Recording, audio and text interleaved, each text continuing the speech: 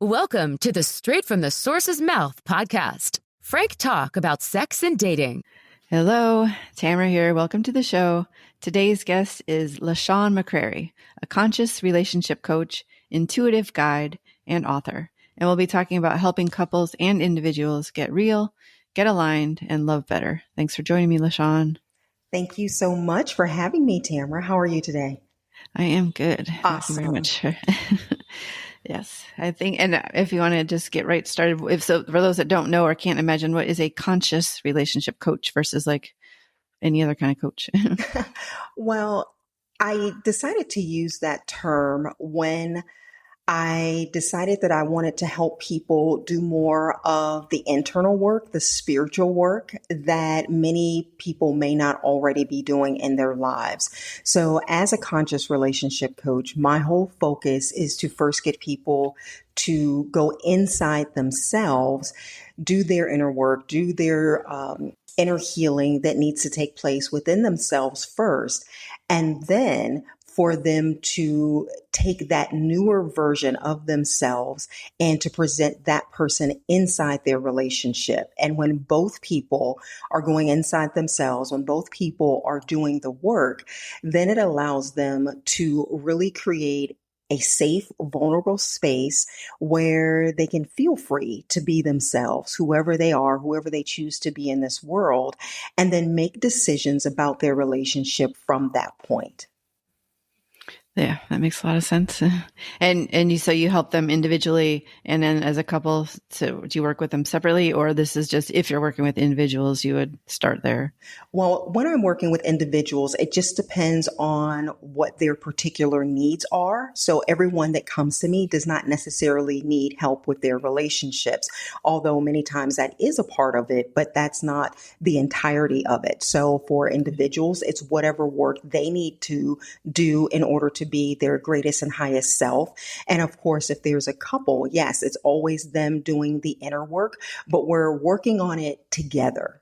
So it's kind of like all of us coming together, creating that open space so that they can see each other, so that they can hear one another better, and they can learn how to communicate better so that they, again, can make decisions that are in the greatest and highest good of not only themselves, but the relationship simultaneously. Yeah, that makes sense, obviously. And communication is huge. So learning how to do it makes sense together. And then you mentioned being an intuitive guide. Is that, I mean, it can be self-explanatory, but just go ahead and in case it's not for everyone. Right. Well, as an intuitive guide, it is me in my highest and greatest form, tapping in, whether some people call it, whether it's a psychic or some people like to use the word prophet. There are so many different terms. For me, the word intuitive is what I feel is most comfortable and what suits me and what I do.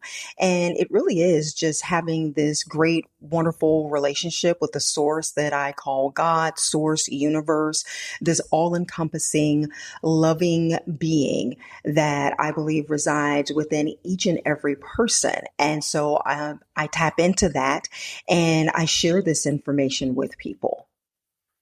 Okay. And, yes. Yeah. And I was going to say, does it come to you quickly? But I guess that's kind of irrelevant. You get to it at some point. Well, it does. It actually does.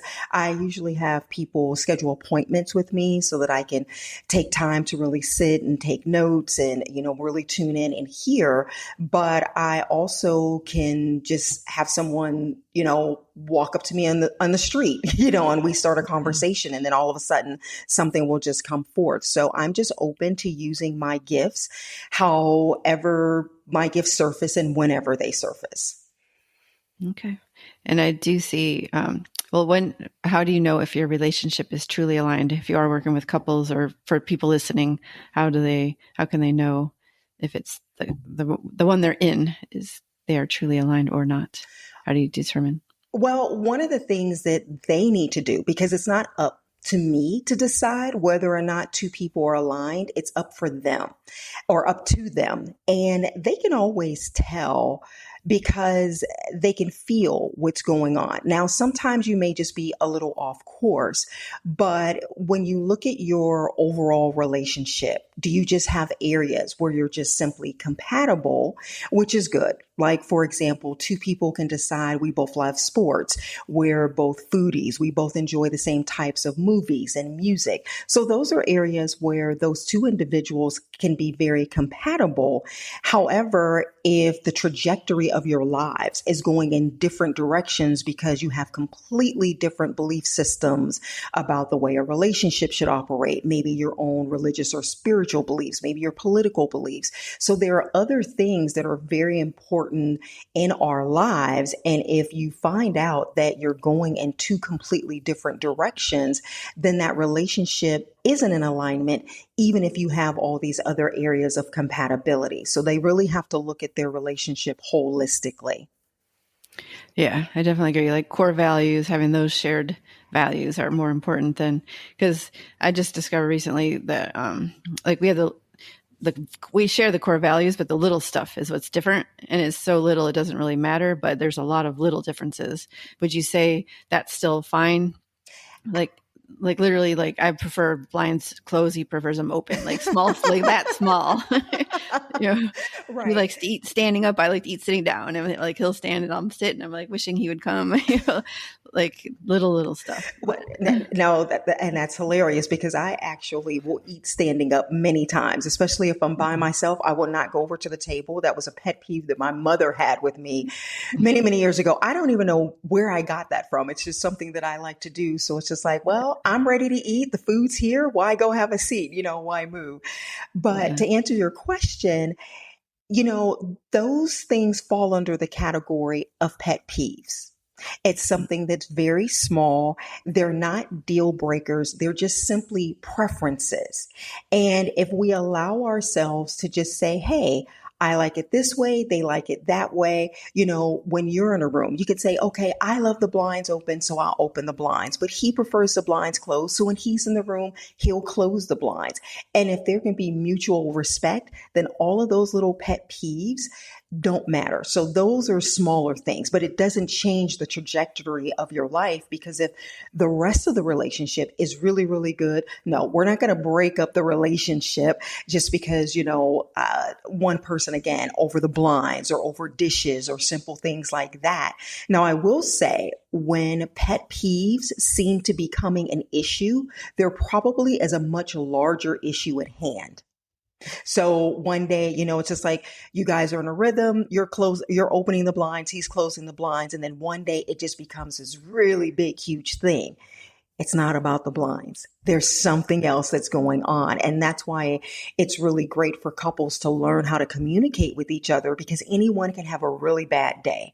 And it's really great when your partner can see, hey, that's not how he or she normally behaves. What's going on?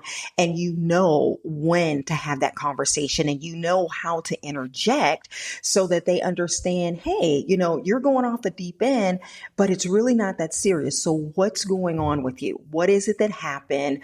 What do I need to know? Fill in the details and begin to have that conversation so that it doesn't continue to grow. Because anytime when we don't have those very important conversations, when there's something wrong with our mate and we're not addressing the issue, it can create havoc in other areas of our lives. So we do want to get to that as quickly as possible, have that conversation so that it just goes back to open blinds, closed blinds, but it's not covering up something else. Yeah, definitely. And you do talk about what women need to feel safe, or what they need to feel valued and loved. Like, do you want to share versus, I have my own, I've heard other stories, but men need respect, women need other things. Like, what would you say that women need that men don't always see, or, I or think the best way? Yeah. And that's a great question. And I think that different people need different things. And depending on the stage of life that they're in, that need continues to change. So I really don't like to say it's this one thing, because it could be many things, right? Depending on the woman and where she is in her life. So the first thing I would say is for her to know what it is that she needs. Because many times, as a woman, it can be like, I'm just feeling and I can't really express it myself. So if I can't express it myself, I can't expect my husband to come to me and be able to help me solve something if I don't even know what it is. So first, it's just about going inside yourself and really figuring out, what is it that I want? What is it that I need in this moment? Or what is it that I need in this phase of my life? And sometimes it's just, you know what? I just need to be held.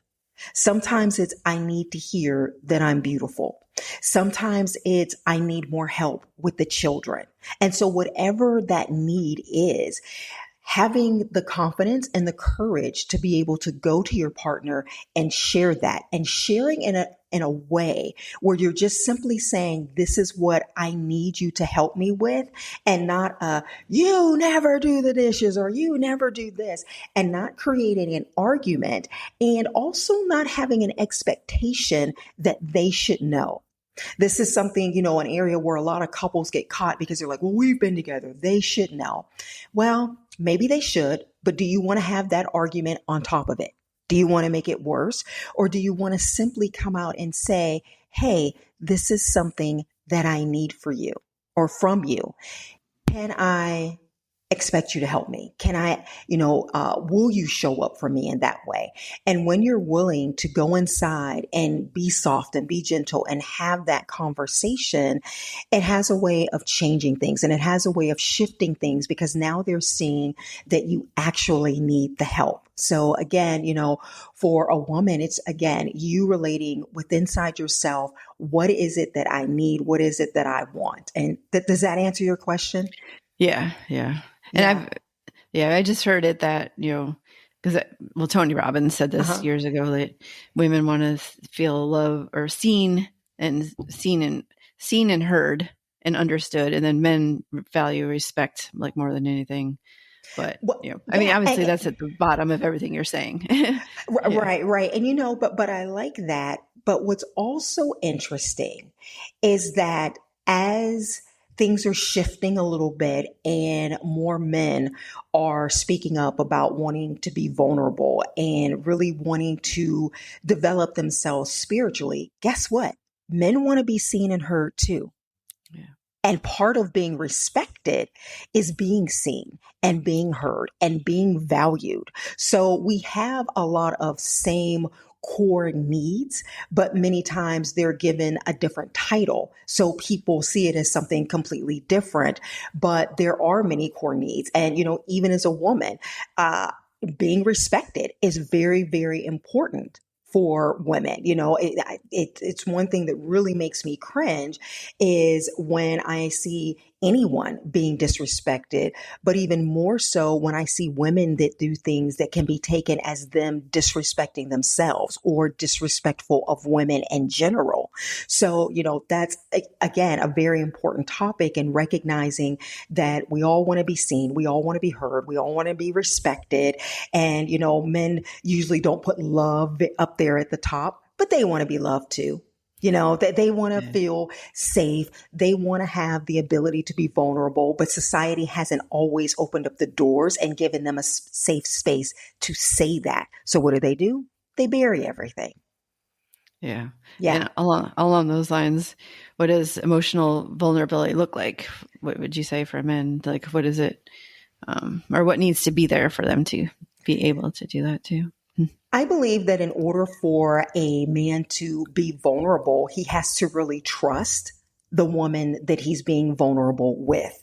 If it's a woman that's a gossip, if it's a woman that every time she hears something, she's spreading it all over social media, he most likely is not going to feel too comfortable sharing certain things, with her, and really allowing himself to be vulnerable out of the fear that it may end up on social media, out of the fear that it may be shared with friends and family when it was just meant for her to hear. And many times it's not about somebody fixing a situation, but there come times in life when we realize that there are certain things from our past or maybe certain things that are going on in our lives now. And we realize the great impact that those things are having in our lives. And we want a safe space to share.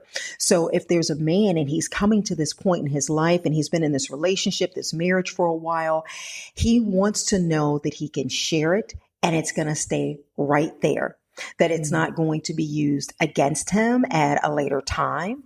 And also knowing that you're still going to continue to respect, love, and support him even after he's been vulnerable. You know, I think it's a really sad thing in this society that there almost has to be death or some type of catastrophic event for it to be okay for a man to cry. Because there are other situations in life where they may feel it, where they may need it. But again, because it's just like, no, little, you don't cry, you're a man, you don't get the opportunity to share your feelings. And that's never been good for them health wise, and, so it's time for it. It really is. But those are some of the things that need to be in place in order for a man to be vulnerable. And I'll even go even further to say this. If you're a woman and you want the man in your life to be more vulnerable, you have to ask yourself, am I creating space for that? Am I really willing? Is another question. Am I willing to truly see him share himself with me? Am I willing? Am I okay if he begins to shed tears? Or am I going to see that as a sign of weakness? Is he not allowed to really be that vulnerable and transparent in front of me because I'm going to think less of him? And if you are, then don't ask him to be transparent. Don't ask him to be vulnerable. Don't ask him to open up, because what will happen is, you will look at him as less than, and then he will retreat and he's going to go even further into the so-called man cave, right? And then you may never get him to come back out because he tried it, he trusted, it didn't work. And so he's going to go right back into that cave, and understandably so, because right now the cave is where men feel safe. They may not like it. They may know that they are suppressing it and they feel a need to share, but it's just like, but where do I go? So that's just something, for ladies to think about. If you're saying, oh, he's holding everything inside, create the safe space for him to come out.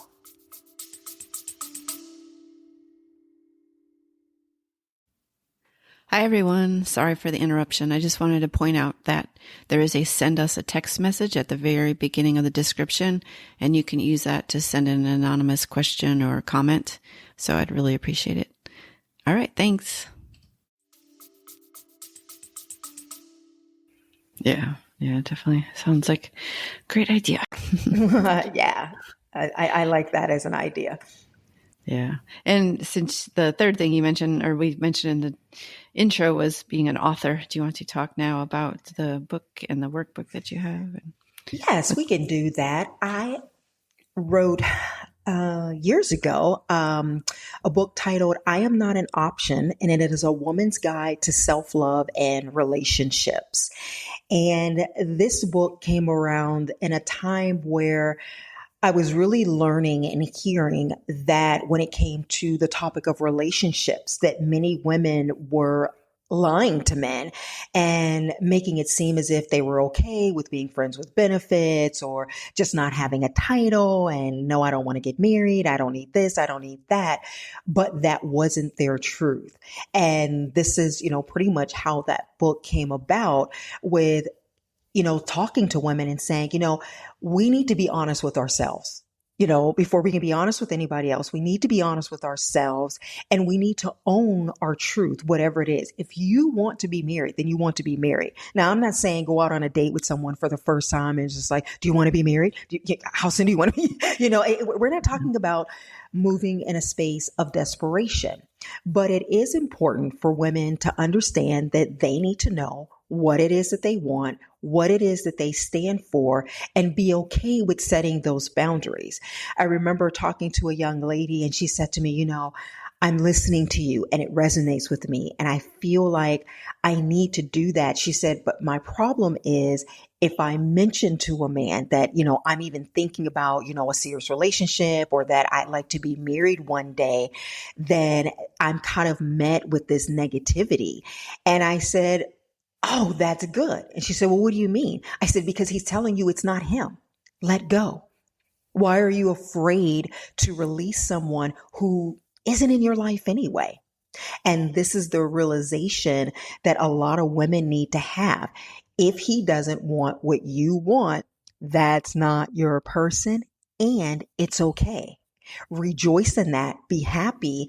Release him, because all it's going to probably end up being is heartache for you anyway. Because 3 months, 6 months down the line, if you really like this person, you're getting along really well. But remember when we talked earlier about the alignment and the trajectory of your lives, he wants to be happily single forever, or maybe live together, but never put a ring on it. If that's truly what he wants, but that's not what you want, why are you going to allow yourself to invest the time, the energy, the money, the sacrifice, everything that you're putting into that individual? Why are you going to invest in that space when he's clearly telling you that's not what he chooses? So I am not an option is about the self-love, about developing yourself, about going through and just really figuring out again as a woman who you are, what you want, and being confident to step into that space and not be an option. And I think as a matter of fact, I know one of the greatest compliments that I received on this book was from two gentlemen who shared with me that this isn't a book for women. It is a book for people. And one of them actually said to me, LaShawn, if I had read this many, many years ago, I would probably still be in my first marriage. And I was just like, oh, wow. Okay. And I thought that, that was huge, that men could read this book and not just see it as it's a book for girls and, that's the woman stuff. But no, but it's really clear. And again, just really diving into and knowing who you are. So that's I Am Not an Option. And then my most recent release is Before We Go Any Further, and it's a pre-engagement workbook for couples. Now, I wrote this book after being married for a little bit, and I began to listen to other married couples differently and recognizing that, wow, it's just like, what happened to everyone? The people that I'm working with, the people that I know personally. And I realized that there were conversations that were had, but there weren't enough in-depth conversations about what people really wanted. Because it's one thing to say, oh, you want a family? I want a family. Okay, 2 kids, 3 kids. Okay, cool. And we're good. But who's going to be getting up in the middle of the night feeding those children? Who's going to be doing the one that's, feeding, changing diapers? Who's going to be picking them up from school or wherever when they get sick? These are more questions that need to be asked, because when couples haven't had those deeper conversations, that marriage is going to run into trouble unless they're on the same page. Now, if they're, on the same page, then you're good. But more often than not, I'm finding out that couples are not on the same page, and not just on that topic, on many topics. So this is where that alignment comes from, and really tapping into the courage to have those conversations. I remember someone had asked me a little while ago, they said, wow, that can be kind of scary. I said, well, it can be a little scary, but do you really want to move forward into your future in fear? Like hoping that it doesn't happen? Because anytime when there's something that's an issue, if there's an issue, it's an issue and it's going to surface at some point in time. So you might as well deal with it now. And what I like to tell people is, just because there's an issue, that doesn't mean that it's a deal breaker. That doesn't mean that you have to end the relationship. It just means that you have some figuring out to do before you go any further. And that was the whole reason of, the title being Before We Go Any Further, before the ring is purchased, before friends and family are told, oh, we're getting engaged, because at that point in time, it makes it that much more difficult for couples to have honest conversations. Now they're really just kind of like, oh, we'll be okay. Yeah, we're good. We're fine. And the question is, but are you really? Are you fine today? Because that's one thing. And then there's long-term fine. Are you going to be fine 5 years from now? 10 years from now, will you make it 10 years? So these are the type of conversations that I want couples to have in more depth. And so the book covers topics of kids and family and social media, because that's not going anywhere. And there are couples that are breaking up on social media, and social media, I've heard a lot of people say social media ends relationships. And here's my take on that, people. Social media does not end relationships. People end relationships. People who allow themselves to entertain things that are in breach of your agreement, that is what ends relationships. So people have to decide, how much exposure can they handle? I know certain people who say, you know what, I'm not even going to get on social media because I know what's out there. It's going to be tempting for me, so I'm just going to leave it alone. That's called wisdom. So you have to know yourself as a person and what you're willing to allow into your relationship, because ultimately, if that relationship has two people in it, then everything that does or does not happen in that relationship is the responsibility of those two people. So those are the type of conversations that I'm really encouraging more couples to have before they go any further. Yeah, because a lot of them just are planning the wedding and talking about all that part of it, not thinking about anything past it. Absolutely. Like Absolutely. Yeah. And it's such a major investment. It's a major investment of time. And when I think about the expense that, that people spend for weddings and engagement parties and pictures and just the whole shebang, it's a lot of money. So my thinking is, before you do that, go through the workbook. See if there are areas where the two of you need to work on it. And if so, invest more. And maybe you do need a relationship coach. And maybe you need to go get some type of therapy, whatever it is that you need to do. But really put those enforcements in place before you go any further. And then that way you walk into your future feeling a lot more secure. And of course, nothing is perfect, right? We know that, but your chances, I want you to increase your chances. I'd really love to see the numbers of divorce really begin to decrease. And I believe that that can happen if people are really coming from a more conscious perspective and really allowing themselves to do the inner work and sharing that information with their partner. I do believe that that can happen. Yeah, I was going to say, do you have like a final comment, a takeaway that you want people to leave with? Would you say that is it, or is there like more? As you were saying it, felt like that. Well, I feel, let's see. Oh, wow. One of my favorite quotes is to let love be your guide. That would be one. And, to really know yourself. There's another one of my favorite quotes by Lao Tzu, which is, to know others is wisdom, but to know yourself is enlightenment. So I really encourage everyone, get to know yourself. I know when people think about relationships, they're always focusing on getting to know the other person. Really get to know yourself, stand in that power, and then get to know your partner and really share who you truly are with them. Yes, sound advice. All right. Well, thank you very much. And if you love this episode, be sure to tell your friends about it and rate it as well. And thank you again, LaShawn, for being on. Thank you so much for having me, Tamara. All right. Thanks, everyone. Bye. Frank Talk, sex and dating educates.